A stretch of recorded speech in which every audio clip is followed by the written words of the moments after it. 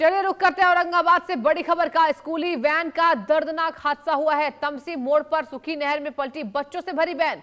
14 बच्चे घायल हैं, 3 की हालत गंभीर है। यहां पर बता दें आपको, ओवरलोडिंग की आशंका है। पुलिस जांच में जुटी हुई नजर आ रही है। बिहार के औरंगाबाद में एक दर्दनाक सड़क हादसे की खबर निकलकर सामने आई है। कटुंबा थाना क्षेत्र के तमसी मोड़ के पास सेंट जेवियर स्कूल के बच्चों को लेकर जा रही एक मैजिक वैन अचानक से अनबैलेंस होकर सड़क किनारे करीब 15 फीट गहरी सूखी नहर में पलट गई। आपको बताएं, हादसे के वक्त वैन में कई मासूम छोटे छोटे बच्चे थे। दुर्घटना में कुल 14 बच्चे घायल हो गए हैं, जिनमें 3 बच्चों की हालत दर्शकों गंभीर बताई जा रही है।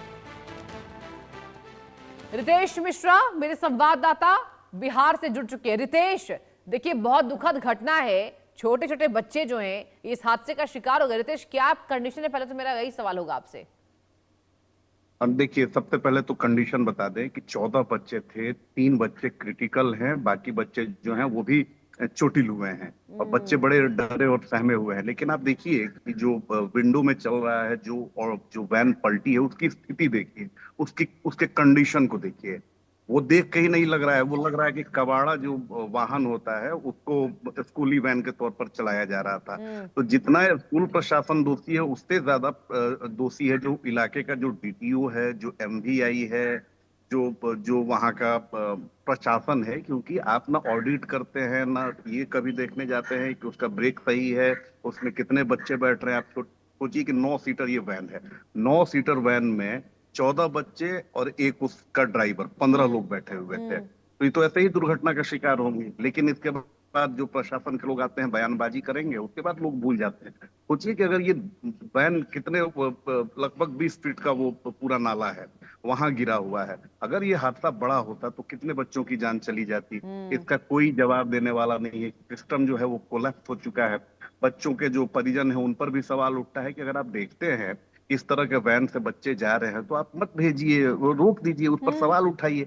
लेकिन कोई अपनी जिम्मेदारी समझता नहीं है। और ये चलिए, ये तो बहुत ही राहत की बात है कि एक्सीडेंट हुआ और किसी बच्चे की जान नहीं गई। 3 बच्चे बुरी तरीके से क्रिटिकल हैं, क्या होगा नहीं होगा कोई नहीं जानता है।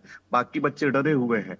लेकिन अगर हादसे में सोचिए कि कुछ बड़ा हो जाता तो कितनी बड़ी क्षति होती। छोटे छोटे मासूम बच्चे, क्या उनकी स्थिति होती। तो ये सिर्फ ये कह देना कि ये दुर्घटना है, ये किसी की लापरवाही है, उससे काम नहीं चलेगा। ये पूरा जो है ना, ये सिस्टम का फेल्यूर है। जिसकी जिम्मेदारी होती है वो कभी अपनी जिम्मेदारी समझता नहीं है, और यही कारण है कि इस तरह के हादसे होते हैं। लेकिन राहत की बात यही है कि किसी बच्चे की जान इसमें नहीं गई है। बिल्कुल रितेश, देखिए बहुत गनीमत है कि किसी भी छोटे मासूम बच्चे की जान इसमें नहीं गई है। लेकिन आप जो कंडीशन बता रहे हैं वो भी डरावनी है कि क्रिटिकल है, छोटे छोटे मासूम बच्चे। आप सोचिए पेरेंट्स पर क्या गुजरता है, कितने मतलब तैयारी के साथ वो स्कूल भेजते हैं कि मेरे बच्चे स्कूल जा रहे हैं पढ़ने लिखने के लिए, और ऐसे हादसे का शिकार हो जाए तो जाहिर सी बात है गुस्सा जायज है। ये बताइए रितेश कि फिलहाल पेरेंट्स का क्या कहना है, कुछ कहा है परिजनों ने? परिजन तो डरे हुए हैं, सहमे हुए हैं। सभी बच्चों को लेकर अस्पताल पहुंचे हुए हैं। जाहिर सी बात है कि हादसे में बाल बाल बच्चों की जान बची है। जो 3 बच्चे क्रिटिकल हैं, उनके पेरेंट्स की स्थिति आप समझ ही सकती है कि क्या स्थिति, क्या बीत रही होगी उनके ऊपर। कैसे भी वो चाह रहे हैं कि उनके बच्चे जो है वो ठीक हो जाएं। प्रशासन भी हादसे की जांच कर रहा है कि इसकी वजह क्या है। स्कूल प्रशासन से भी पूछा जा रहा है कि ये ऑटो क्या उनका अपना था या फिर ये जो बाहरी जो थर्ड पार्टी जो ऑटो होते हैं वो है, इसका इंश्योरेंस था या नहीं था, फिटनेस था कि नहीं था। तो प्रशासन इस बात की जानकारी इकट्ठा कर रहा है। लेकिन राहत की यही बात है कि बाकी जो बच्चे हैं वो सेफ हैं, सिक्योर हैं। एक बड़ा हादसा जो है वो होते होते टला है। जी बिल्कुल, बहुत बड़ा हादसा होते होते टल गया है। और रितेश